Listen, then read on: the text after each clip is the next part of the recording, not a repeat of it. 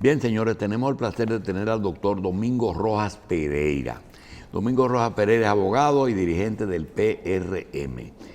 Nosotros vamos a tratar unos temas con Domingo, que siempre ha estado al día, pero antes quisiéramos pedirle, como le vamos a tratar unos temas no delicados, pero como diría un amigo que nosotros le decimos del profundo, temas profundos, quisiéramos que nos cuente en qué condición él hablará, si como abogado, como dirigente, o si él tiene un cargo en el PRM que le da autoridad, por ejemplo, a juzgar los sometimientos, o si lo hace a nivel personal, que tiene todo el derecho y que su opinión para nosotros vale muchísimo en ese orden. Doctor, bienvenido a su programa. Muy buenos días para todos. Evidentemente yo vengo aquí en mi condición de abogado y la condición de miembro o dirigente del PRM es subsidiaria, ¿verdad? Porque yo no soy el vocero oficial del partido. Los estatutos dicen quiénes son los que pueden hablar en nombre del partido. Bien. Doctor, para mí, la Junta Central Electoral que salió se vio en una situación difícil, porque ninguna de las fechas previstas, excepto la toma de posesión, que ellos no tuvieron que ver con eso, tuvieron que ver con esa fecha. Sin embargo, el PRM ganó las municipales arrolladoramente y fue la base para el que luego ganara y desapareciera al PLD de las congresionales. La pregunta es, ¿por qué el PRM no confirmó a esa gente? Mira, el planteamiento que usted hace es un planteamiento en cierta forma incompleto. Yo entiendo que, sobre todo con el expresidente de la Junta Central Electoral, se puso una persona al frente de ese organismo, un organismo que obviamente cuando hay elecciones concentra toda la atención y toda la tensión política, social, económica sobre él. Se puso una persona que no tenía, a mi juicio, las condiciones, no de preparación profesional o académica, de temperamento, de fuerza de carácter. Yo te voy a poner un ejemplo. El doctor Castaños Guzmán, al momento de ser designado presidente de la Junta Central Electoral, era el presidente de la Cámara Civil y Comercial de la Suprema Corte de Justicia y primer sustituto o primer vicepresidente de la Suprema, siendo el doctor Mariano Germán presidente. Entonces tú, para nosotros hablar, tú entiendes que no fue por actos incorrectos, sino por falta de una voluntad más fuerte, ¿verdad? En parte sí. De carácter. Eso por parte del presidente, del expresidente de la Junta. Sí. ¿Qué pasa?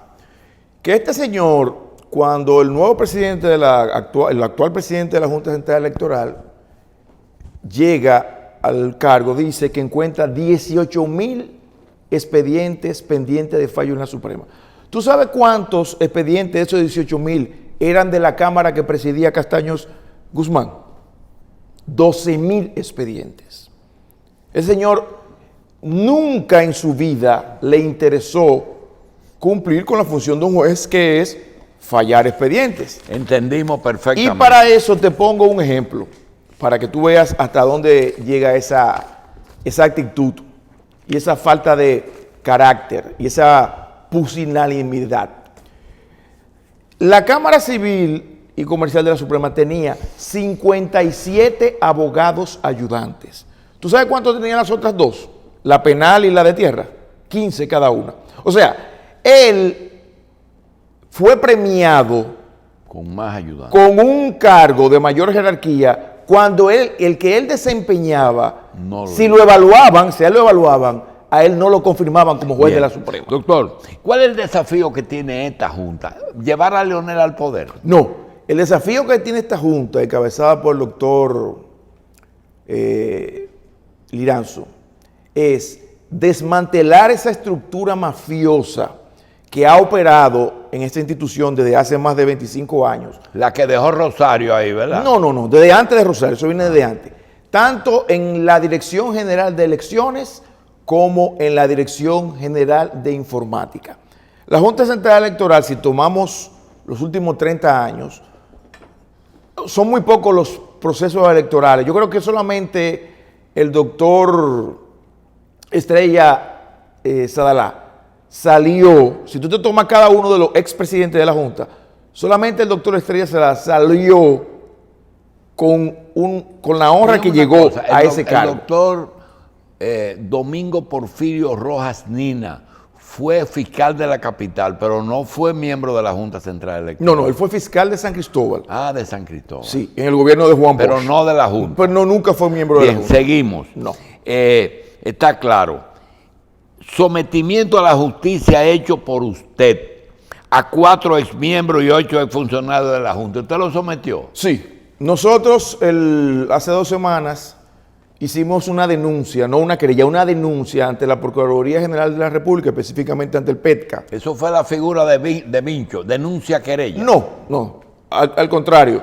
Esto es solamente una denuncia. Una denuncia es el conocimiento de un hecho que tiene un ciudadano que del cual se podrían derivar consecuencias penales y lo pone en conocimiento del Ministerio Público para que lo investigue. Nosotros hicimos hace 2 semanas ante la Procuraduría General de la República una denuncia, formalizamos una denuncia contra 4 de los exmiembros de la pasada Junta Central Electoral y 4 de los exfuncionarios, entre ellos el exdirector de informática, la exdirectora de comunicaciones, el actual director de informática que anteriormente era el subdirector de informática, porque en este país suceden cosas inauditas. Se aplazaron unas elecciones municipales en la cual se iba a implementar por primera vez el voto electrónico, el voto automatizado. El país perdió, se echaron por la borda más de 5,000 millones de pesos. No se pudieron usar los equipos que se adquirieron. ¿Usted se acuerda que aquellas máquinas para votar, verdad? Los escáneres. Sí, no, las máquinas de votación electrónica. Y estos señores, específicamente el expresidente de la Junta Central Electoral, el doctor Castaños Guzmán, se despachó con una frase el día de las elecciones de que las elecciones estaban suspendidas, pero no dijo que se suspendieron por la irresponsabilidad y por fallas del organismo que él presidía. Y eso le costó a este país la friolera de 5,000 millones de pesos. Entonces, estos 4 exmiembros de la Junta, de los cuales yo excluí al doctor Roberto Saladín Celín, porque reconozco que es un hombre serio y su trayectoria... ¿Y a Carmencita no? De hombre público, lo ha dicho, no, la doctora Inver Brugar está incluida en la denuncia. De hombre público, así lo manifiestan, ellos, los 4, se fueron para su casa, pensionados, que yo creo que ellos debieran, para resarcir en parte la pérdida que tuvo el país, donar su pensión. Doctor, y entonces... Incluye ahí algo que le confieso yo que no lo entendí. Si el voto se hizo digital en la capital y manual en el interior, ¿por qué lo anularon los 2 en vez de anular solamente uno? Bueno, porque los partidos políticos, y así lo manifestó el expresidente de la Junta Central Electoral en ese momento, dijeron que si no habían elecciones totales, y eso es algo en cierta forma lógico, mi partido fue el primero, su candidato presidencial y su presidente se opusieron a que se celebraran elecciones municipales a nivel parcial, o sea, en aquellos sitios donde no había voto automatizado, que se celebrara, porque el problema se presentó con las máquinas de votación, y que en los sitios en que era voto tradicional, con boletas rayadas, se votara. ¿Ante qué tribunal usted sometió a esa gente? No, ante la Procuraduría General de la República, ante el Ministerio Público, para que abra una investigación. Normal, ¿verdad? Normal. El Ministerio Público habrá una investigación y determinará si hay méritos o no para un sometimiento a la justicia dependiendo de los hechos que nosotros le señalamos en nuestra denuncia. Visto así por arriba, me da la impresión de que eso no va a progresar mucho. ¿Usted cree que es así? Bueno, yo no soy mago, no soy no, adivino, pero yo cumplí con un deber cívico. Y si usted entiende que eso no va a progresar, solamente hay que leer. No, me da la impresión de como que ya lo votaron, ya se acabó el juego. Solamente hay que leer el informe o la investigación que hizo la OEA a raíz de la suspensión de las elecciones, que es toda una delicia leerlo, y dice muy claro por qué se suspendieron las elecciones y cuáles fueron las fallas que son atribuibles de manera directa a la Junta Central Electoral y a quienes eran sus máximos dirigentes, que eran los 5 miembros del Pleno. Doctor, desde que usted comenzó a participar en política, a la sombra de su papá, nosotros le veíamos como el Domingo Rojas Pereira, medio pariente de San Cristóbal de los Pereira, que son primos de mis primos, y lo veíamos como miembro de la juventud. Ya no se puede hablar de Domingo Rojas Pereira como un miembro de una juventud. Es un hombre maduro, un abogado que ha ejercido, que tiene mucha experiencia. Yo quiero pedirle y quiero dejarle un ratito que usted me visualice esta situación. Por razones muy especiales, su partido asumió el poder en unas condiciones que no solamente produjo un problema de tipo de salud, sino un problema económico, un problema político. Ahora tenemos una lucha contra la corrupción que se llevó entero al PLD y al gobierno de Danilo, completo, ya aquí no se puede contar con eso. Pero hay un sobreviviente que parece ser que va a ser el gran beneficiario. Yo quiero que usted me analice la posibilidad que hay que, frente a un gobierno con tantos problemas, el doctor Abinader no pueda ocuparse de optar por una condición que le da la Constitución de optar por un nuevo periodo, mientras que el doctor Leonel Fernández se está regozando, que parece que va a ser el que va a comerse esa cosecha. Analícenos esas dos cosas frente a un 2021, que es una segunda etapa. Cuando termine la pandemia, entonces comienza la gestión de Abinader, porque hasta ahora lo que está es manejando una tormenta en un barco que está al garete. No, y administrando un presupuesto viejo, un presupuesto bueno, que él pero encontró. ya, sí, que no le queda nada, no le quedó nada. Exacto. El gobierno arrancará, la gestión del presidente Abinader arrancará a partir, como usted dice, Tómese de enero del año que viene, con el presupuesto. No, mira, yo estaba analizando anoche los orígenes del PLD. ¿Qué quiso Juan Bosch cuando creó el PLD? Eso es algo que uno muchas veces, el diario vivir lo hace que uno no lo analiza a fondo. Juan Bosch se va del PRD en el año 1973 y funda el PLD porque quería un partido que no tuviera lo que él entendía que eran los vicios del PRD, las corrientes o tendencias, el populismo, etc. Y funda y que no cabían dos gallos en el mismo gallinero. Exactamente, porque Peña Gómez ya le estaba disputando el liderazgo. Ya tenía. Exacto. Y funda un partido de cuadros, donde para tú adquirir la condición de miembro, tenía que irte a un círculo de estudio a formarte. ¿Qué quería Bosch con eso? Bueno, superar lo que él en muchas de sus obras decía, que los miembros de su partido no tuvieran los vicios de la burguesía trepadora. Él muchas veces usó ese término en Composición Social Dominicana y otras obras. ¿Qué pasa? Que a la muerte del fundador y líder del partido, sus discípulos, en especial Danilo Medina y Leonel Fernández, deciden que no, que el viejo parece que estaba equivocado, y de un partido de cuadros con personas formadas al amparo de los círculos de estudios, ellos, al encontrarse un vacío político, al morir Bosch y luego Balaguer en el país, entienden que, y sobre todo Leonel Fernández, que él es el heredero natural de ese sector de la derecha que apoyaba y que representaba los intereses Joaquín Balaguer.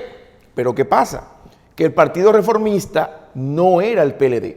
Cuando deciden masificar ese partido, abrirlo, no poner condiciones para que usted sea miembro de ese partido, entonces la masificación hizo que el partido se balaguerizara y de ser discípulos en la práctica y en el ejercicio de la política y del poder, sobre todo, de Juan Bosch, el modelo que tanto Danilo como Leonel Fernández imitaron fue el de Balaguer.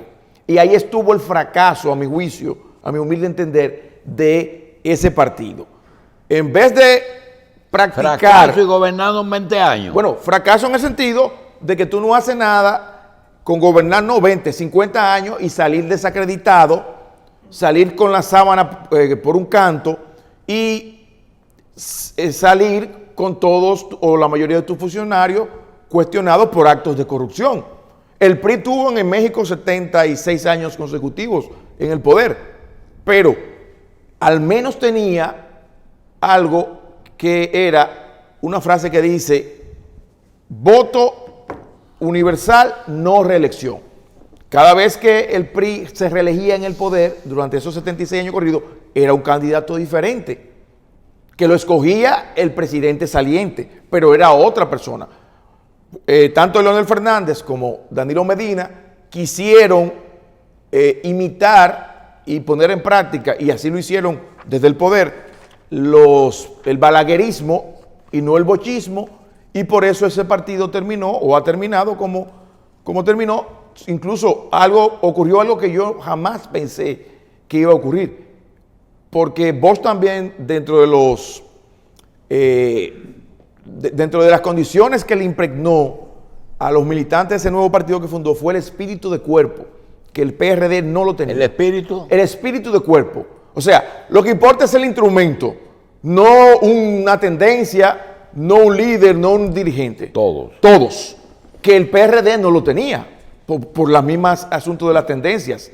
Y entonces ocurrió para mí algo que yo nunca pensé que iba a suceder, que fue la división de ese partido con la salida del doctor Fernández y con la fundación del partido La Fuerza del Pueblo. Usted ha visto un aspecto académico casi del asunto, del politólogo.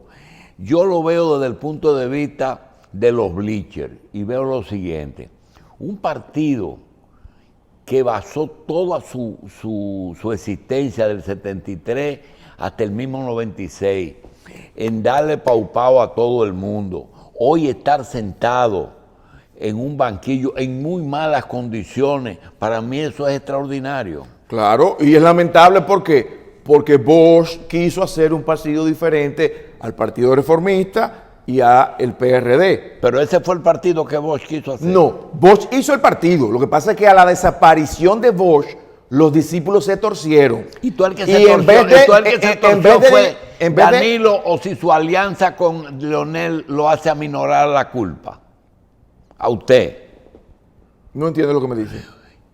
No voy a escuchar una palabra en contra de Leonel de boca suya, porque es su aliado. Ahora mi pregunta es, ¿él no tiene ninguna culpa en ese proceso? No, pero obviamente, la mayoritaria, porque ya. El que fue presidente 3 veces, primero que Danilo, y presidente del partido a la vez, presidente de la República y presidente del partido, fue Leonel Fernández. Y quien decide, siendo presidente del partido, abrir el partido, masificar el partido y balaguerizar ese partido, fue Leonel Fernández. Eso todo el mundo lo sabe.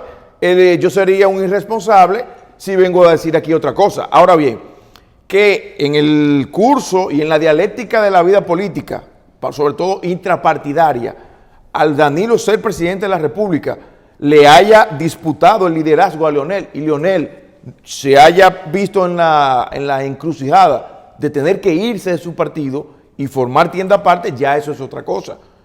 Pero quienes tienen culpa de la situación que está atravesando el PLD son tanto Leonel Fernández como Danilo Medina, por lo que yo dije. Porque ellos no aplicaron el bochismo desde el poder. Ellos aplicaron el balaguerismo. Quisieron, al captar ese espacio de la derecha dominicana que dejó huérfano políticamente la muerte de Balaguer, tomarlo, y eso hizo que su partido se convirtiera en un partido de derecha. Doctor, ya como abogado, es indudable que los juicios a políticos son juicios políticos, no se le quita esa condición. Claro. Pero hay evidencias, y las cosas apuntan a que todos los, como dice el anuncio, todos los caminos conducen al Eugenio María de Hostos. Todo conduce a que, fíjate cómo se coge el principal suplidor, no el principal contratista, no, el principal suplidor de Danilo Medina, para llegar a Danilo Medina. Analícenme el juicio desde el punto de vista legal. Bueno, mira, lo primero es que no estamos ante una situación inédita.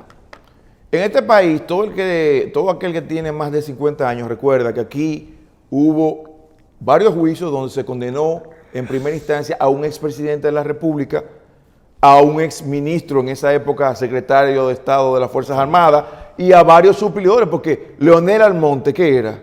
Suplidor del Estado, entre otros, ¿verdad? Eso es lo primero. Y esto lo digo para los jóvenes que no vivieron esa situación que se dio con el juicio que se le hizo a la gestión del doctor Jorge Blanco y sus colaboradores. Ahora bien, el hecho de que usted dice se haya escogido, yo entiendo que no se ha escogido. Sencillamente se comenzó el proceso de persecución contra la corrupción con el expediente. Parece que el Ministerio Público tenía más elementos probatorios, que había hecho una investigación más acabada, y por lo tanto se comenzó con ese grupo.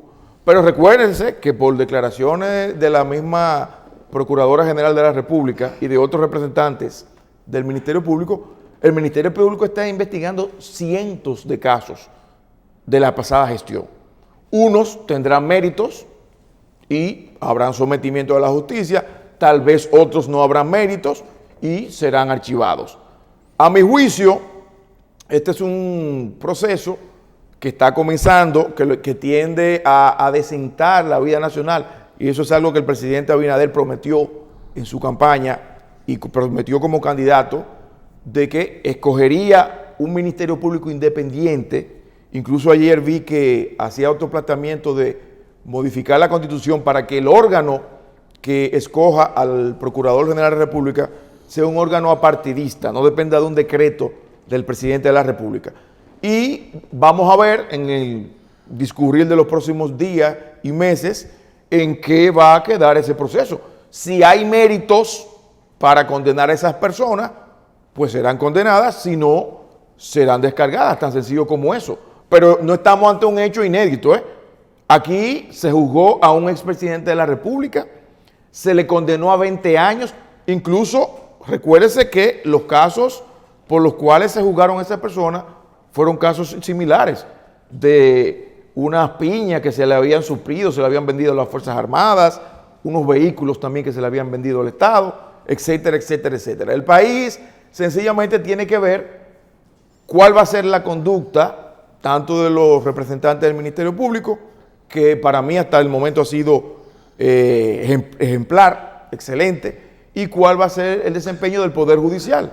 Doctor, finalmente, el gran temor que puede existir es que, siguiendo la cultura del político dominicano, no de todos, sino de la mayoría, de que la política es un método de no solamente ascenso social, sino también económico. ¿Cuáles son sus temores de que su partido pueda caer seguro en algún tipo de errores a pesar de todos los antecedentes? Mira, ayer mismo se creó un gabinete. ¿Cuáles son sus preocupaciones? Mira, cuando el presidente Andrés Manuel López Obrador ganó en las elecciones en el 2012 en México, dijo una frase que utiliza mucho los mexicanos: sobre aviso no hay engaño. Sobre aviso no hay engaño. Sí. Ya el presidente Abinader advirtió a mis compañeros de partido que están ocupando funciones en el Estado que él no va a permitir ni a transigir sí, pero hay con hay actos de una corrupción. frase que tiene que ver con lo que dijo el de México y con lo que dijo Luis, y es: guerra avisada No mata soldados. no mata muchos soldados, porque siempre se lleva unos cuantos. Bueno, pero el que se fue en esa guerra avisada, lamentablemente eso se lo buscó él. Entonces, ya mis Pero compañeros... ¿usted cree que van a actuar en contra de eso? Oh, pero claro, la única forma que tiene el Ministerio Público en este país de validar su independencia total es cuando ocurran actos de corrupción, ojalá que no ocurra, en el presente gobierno, actuar igualmente en consecuencia como ocurrió Mire, doctor, con los del gobierno pasado. Es muy difícil encontrar abogados con cierta vivencia que usted tiene. ¿Por qué? Y le voy a decir por qué. Mire, usted sabe bien el por qué ha dado tanto trabajo que haya declaraciones de bienes auténticos, que hubo 34 funcionarios que el presidente tuvo que suspender. Usted sabe cuál es el conflicto del funcionario, porque si usted es funcionario y va de buena intención, tengo una casa, tengo un carro, tengo un sueldo y tengo una cuenta, ¿por qué no lo dice? Porque preparan para el futuro una salida para justificar bienes que adquieran durante el ejercicio del cargo. Eso es cierto, pero el que actúa así no sabe que el mundo y la política dominicana cambiaron. Pero son muchos, son 34. Podrán ser muchos, pero no saben, vuelvo y repito, que el mundo y la política y la mentalidad del pueblo dominicano, hasta la paciencia cambió. Entonces, el político que esté pensando que puede hacer lo que se hacía en los 12 años de Balaguer o en los periodos del doctor Fernández, se equivocó. Y mucho menos en lo que se hizo en los 2 periodos del presidente Medina. La política cambió, el mundo cambió y cada día, no solamente las instituciones nacionales, sino organismos internacionales supervisan y algunas veces imponen a países subdesarrollados como el nuestro agendas que llevan consigo la transparencia, porque esos países desarrollados están cansados. Y así una vez lo manifestaba un expresidente del Banco Mundial, creo, de estar gestionando y facilitando recursos a países en vía de desarrollo para que la clase política se los robe. Bien, doctor, vamos a darle las gracias, pero quiero comprometerlo con agenda. Número 1, alianza público-privada. Número 2, Haití. Número 3, el gobierno del Consejo de Estado que hoy está gobernando, porque fue una alianza de fuerzas que todos se conjugaron en contra del PLD, incluyendo parte del PLD, que se fue y desapareció el PLD, pero hay que darle su cuota, incluyendo a la sociedad civil. Quedamos con esos 4 puntos que nos promete que va a volver. Cuando usted quiera. Muchas gracias doctor. por la oportunidad. Domingo Porfirio Rojas Pereira, gracias por estar con nosotros.